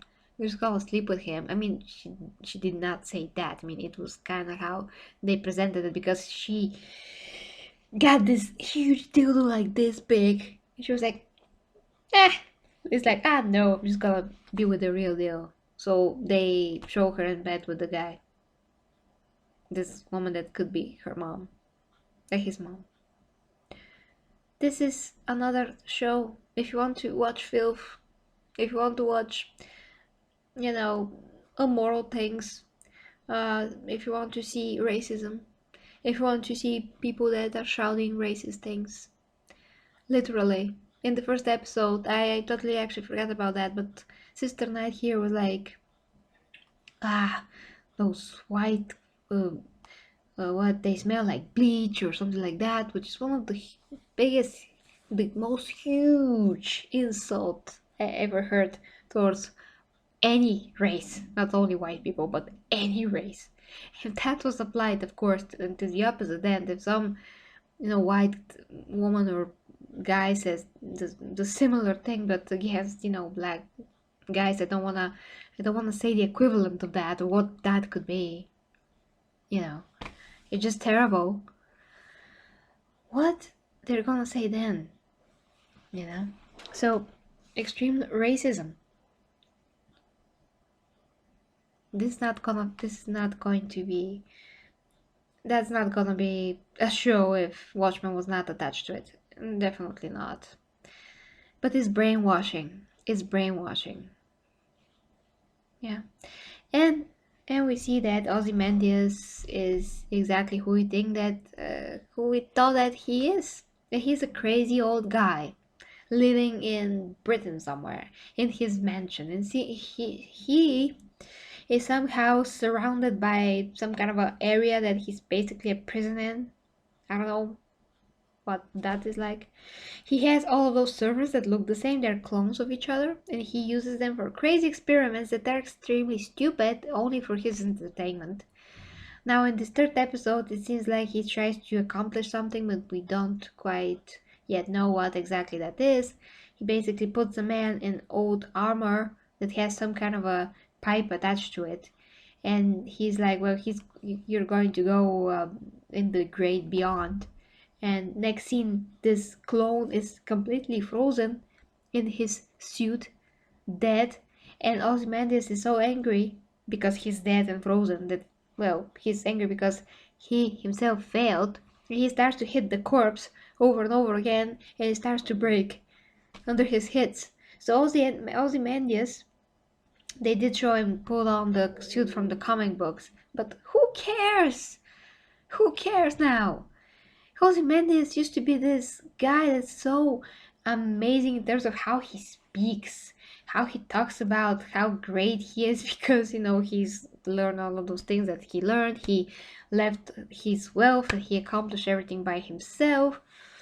Um, and all of those things. And I mean, he was very intelligent. He's the smartest guy on earth. He did something really terrible. Really terrible, yeah. But now they present him as this very sick guy. He just, without any context, he just sits and types on his very old typewriter. One of his servants massages his inner thigh, or who knows what else. They celebrate his birthday all the time. In the second episode, he had a play in which one of his clones was burned alive on stage just because Ozymandias thought that was amazing performance and great idea, again for his entertainment. Some other of his clones was completely naked, painted in blue, with a huge mask of Dr. Manhattan. He was like, I am Dr. Manhattan. So he basically was playing Dr. Manhattan.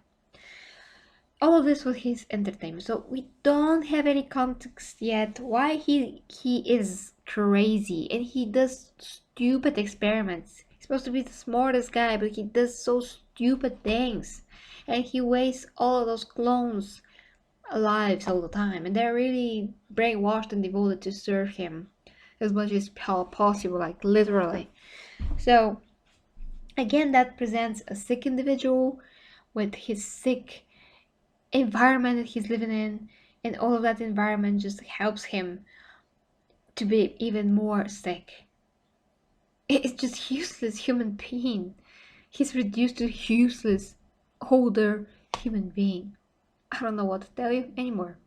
So that's episode 2, and 3, and how it relates and not relates at all to Watchmen, and what the original core values was of Watchmen comic books and what this new show now is. Again, it's nothing like Watchmen. You might as well just call it Walkman. That's gonna be the truth.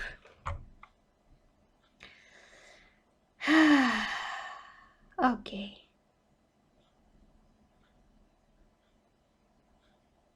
Hey, Andre.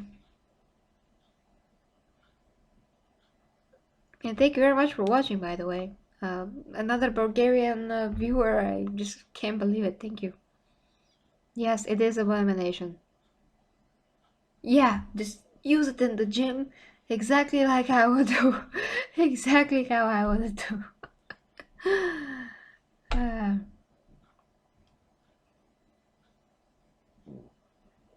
Yeah. Okay. Yeah, I already trained, but I don't have time to train. I mean, what I managed to train at least I did, but yeah, definitely get that energy in. I already spent it on this 5 hours review. Almost 2 now of a stream, but it had to be done. I had to go and read the comic books, know what it's all about, so I can compare the two right away and make the review of the 2 episodes, so I can prove, hopefully, because I literally did, but I'm pretty sure that people are gonna be in denial again, that the point is that we have to be together, we have to not be segregated, sorry. We have to unite. And the show is separating people as we speak. Okay, reading your comments, guys, so give me a second.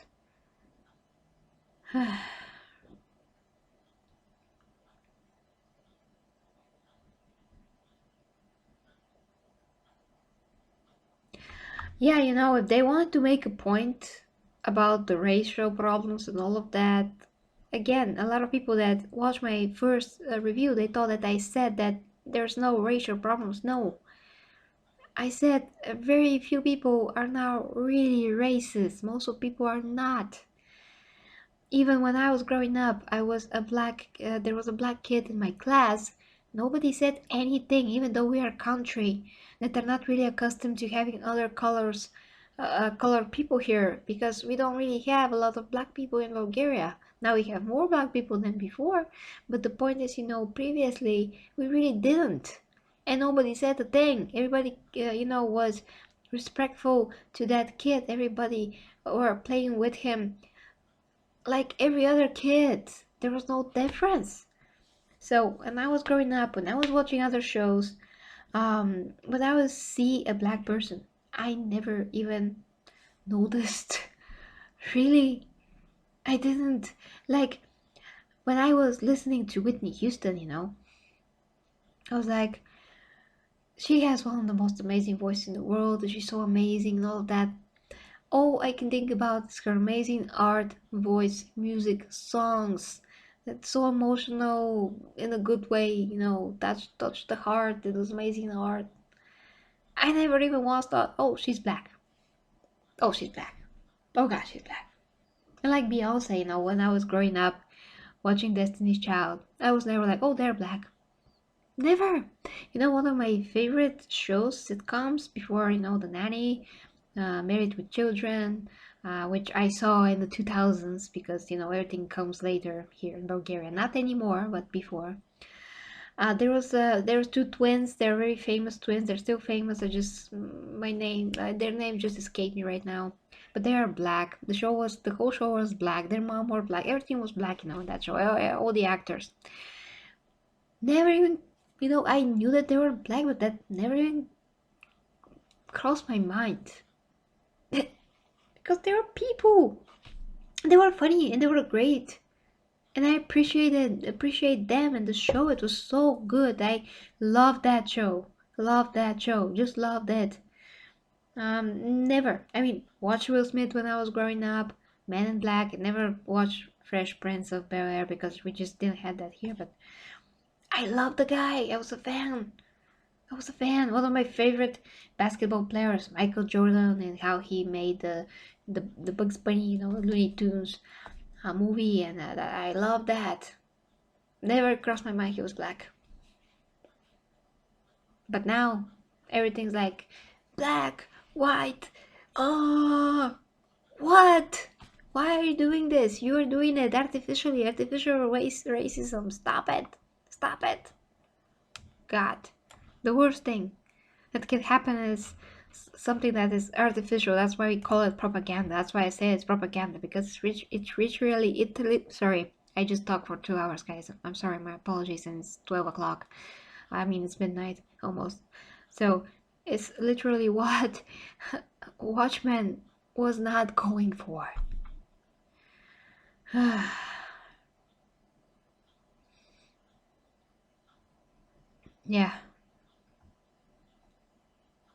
Yeah.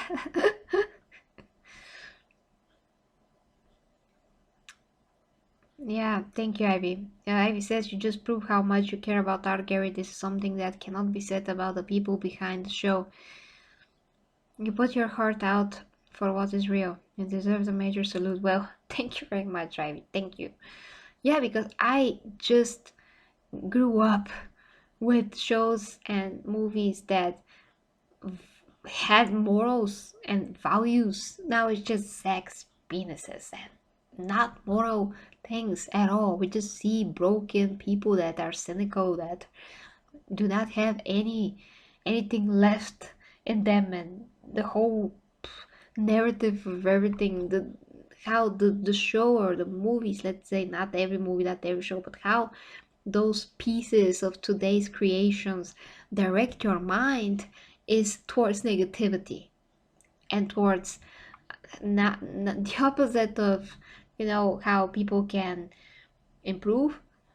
uh they just degrade, their minds just degrade watching that, because they're just accustomed to not really think, and you have to think and you have to search for the greater meaning, and you have to just learn, because when you learn you see other points of perspectives. You see how so many things, you just go and learn how even people can think, like, for God's sake, just learn something more than not just watching shows, even because those shows are written by people that also had some kind of a inspiration, that also had some kind of a background in terms of either they read something, books that are scientific or sci-fi or even spiritual or about other superheroes, and depending on how high their minds are, they took some kind of a thing from all of that information and they managed to create their own art. But because they have certain level, which and with that level they perceived what they read, what they learned, they took that, consumed it, and transformed it in something that is their own. But the level of that thing that is their own, it's only going to be the level of their own mind. And Alan Moore apparently is a guy that can't think. And when he creates something that is his own and not copying other characters, because he also wrote comic books for Spawn, but he's not the original creator of Spawn, as far as I know, at least. Kiro is gonna say if I'm wrong.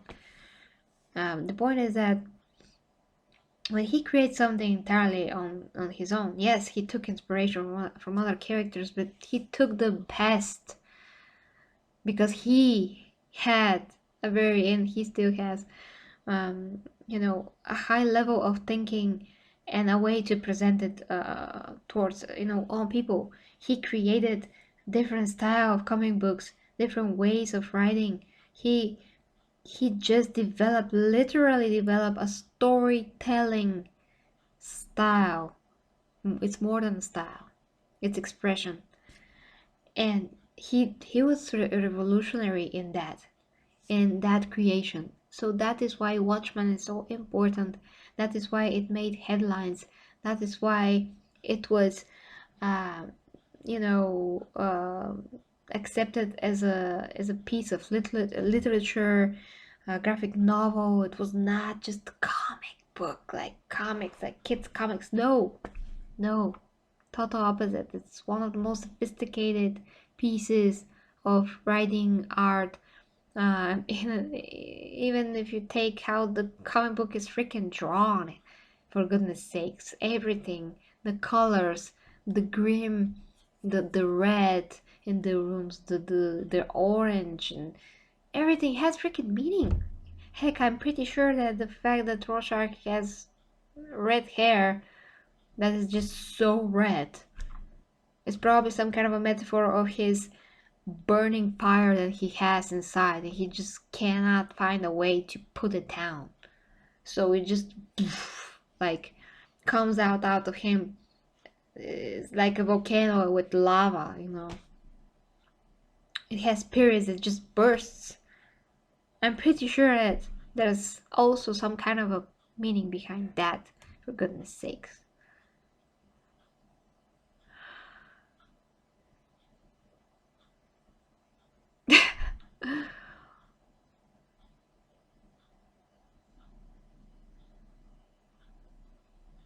Yeah.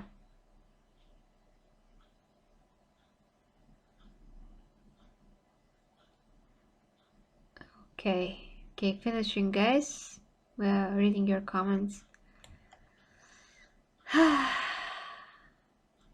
Let's all hit the gym. Yeah, let's all let's all do like a fan meeting, and everybody from Bulgaria gonna come, and we're gonna meet in a gym. We can all live together, lift together. That's gonna be awesome. Okay. Merci, Андрей. Благодаря. Merci, Vince. Thank you. Thank you, Vince. Okay. Yeah, even Michael freaking Jackson, guys. Actually, I was thinking about that song, and I was reviewing the first episode of Watchmen. Is black, is white. Yeah. That's so great. I remember that video. I have to watch it again. How all the people just turning it and just morphs into the next people, morph into the next people. That was very high advanced technique back in the day. It was so awesome. It was so awesome. I just love it. Okay, finishing. Ivy says, but yeah, the people behind Watchmen don't care about reality. They want to create the distorted image of life and push it as a reality because they want to divide people. Makes it easy to box them. Yeah, absolutely. And Andre says, yeah, so passionate girl about comics, movies, and games is rare, and especially when care about her looks and do sports. Yeah. Yeah, literally, I am. Like, I am, yeah. We were buffering for a few seconds, but now it's okay. Well said, Gary. Really describe art and its importance perfectly. Yeah, absolutely. It's very important. Art is freaking important. Um, yeah, I I'm an art person, so I understand art. I've also, drawn comic books. I mean, I watched comic books, Spider-Man comic books when I was growing up, so I drew Venom, and I drew Vasilevsky, which you can see probably on Facebook somewhere. I drew a lot of things, and I've written even plays. I have so many poems that I put on different sites. I've written a lot of stuff. I mean, even a whole book like Lord of the Rings type of thing. I just never managed to finish it. And that whole play that I've written actually, I mean, again, it's not fully finished because I already started something when I was little. I wanted to do so many things because I could dance, I could sing, I could draw, I could write in rhymes. I could do so many things, and I tried to put the utmost meaning in everything that I did. So that's why I was like, split apart, and I couldn't finish some of the things. I finished all the poems, I just couldn't finish the play. But for instance, the play had rhyme on every sentence. I was very inspired by Shakespeare by then and all of that. So I'm doing in general a lot of things now and back then. And I do understand the importance of art is I'm just created like literally, I feel like every fiber of my being is like created by art or something. Because I want to express it again with what I speak as well. So I take responsibility of how I speak, and I try to express myself in the best way possible in the hopes that I will be understood, and in the hopes that I will find people that's gonna understand me as well. So I appreciate you guys very much. With that said, good night to you. I'm from Bulgaria. To answer your question, Sofia, Bulgaria. If you're from Bulgaria too, that's not gonna, yeah, be enough. So I'm just gonna say, yeah, from Sofia. Uh, Symbiote. Oh, no. I'm not touching Levski. He is a historical figure, extremely, extremely important and respected. And taste bad. It could be Watchmen. Yeah. um, yeah. Oh, that's great. Oh, you're from Sofios. Amazing. So when I go to a convention, for instance, I go to Comic Con, but that just passed, so we can make another type of a gathering. There's so many events and stuff that I could attend, gaming events as well. So I would think about if something is coming, and if it's in Sofia, I could definitely attend, and we can like make a little fan meetup if you like. I suppose it's gonna be little, but it's important to be of a true value. So have a good night, guys. Have a great Tuesday. See you next time. Okay, I will have that in mind. Thank you, Vance. And for all of the other things that I do, of course, watch my Facebook page, Gary G Reviews, all the links that you need to follow what I do, so to speak, are down below to the description. Thank you very much for watching, guys. I appreciate the support and the love. It's just amazing for me because it means that it's not in vain. Somebody is going to understand me. Just I love that I can find again people from my country as well. Ivy here, one of the most amazing people that I found from Israel. So yeah, awesome. Well, thank you, Ivy. I hope so. I really hope so. Sleep well. Until next time with me, Gary G. reviews. Yeah, get in. Yardım. Buy my guarantees. Ćao i leka noć. Pozdravi. Mua.